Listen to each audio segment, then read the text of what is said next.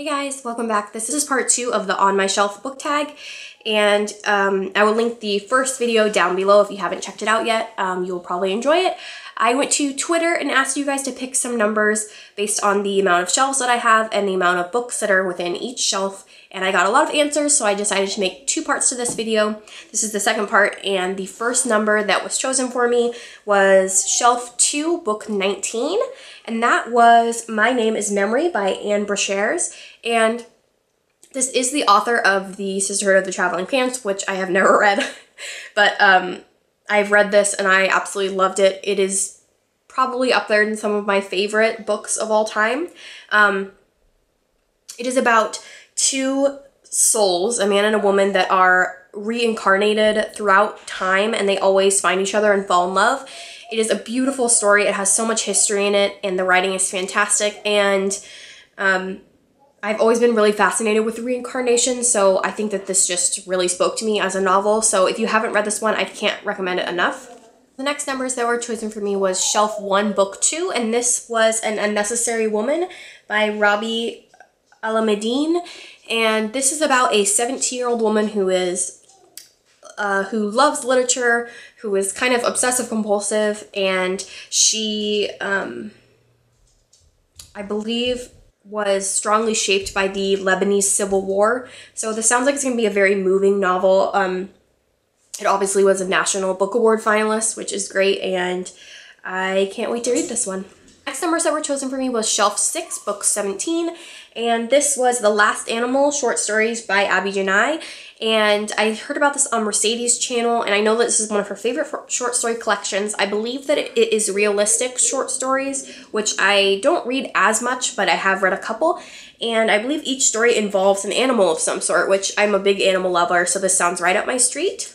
The next numbers that were chosen was Shelf 2, Book 17, and this was The Darkest Minds by Alexandra Bracken. I'm sure this has been making its rounds on BookTube. It is the first book in a trilogy, a YA trilogy, about kids who have superpowers, I believe, and I don't know too much about it. I got it for Christmas a couple years ago and haven't gotten to it yet, but I would like to pick it up at some point. I'm really excited to see what all the hype is about. Next on my list is Shelf 16, Book 12, and this was Pobby and Dinnigan by Ben Rice. And it says, Pobby and Dinnigan are Kelly Ann Williams' best friends, maybe her only friends, and only she can see them. Kelly Ann's brother, Ajmal, can't see them and doesn't believe that any exist anywhere but in Kelly Ann's immature imagination. Only when Pobby and Dinnigan disappear and Kelly Ann becomes heartsick over their loss does Ajmal realize that not only must he believe in Pobby and Dinnigan, but he must convince others to believe in them too. So it's a very short little novella. It sounds really fascinating. I haven't heard much about it on BookTube, so I'm excited to pick this one up.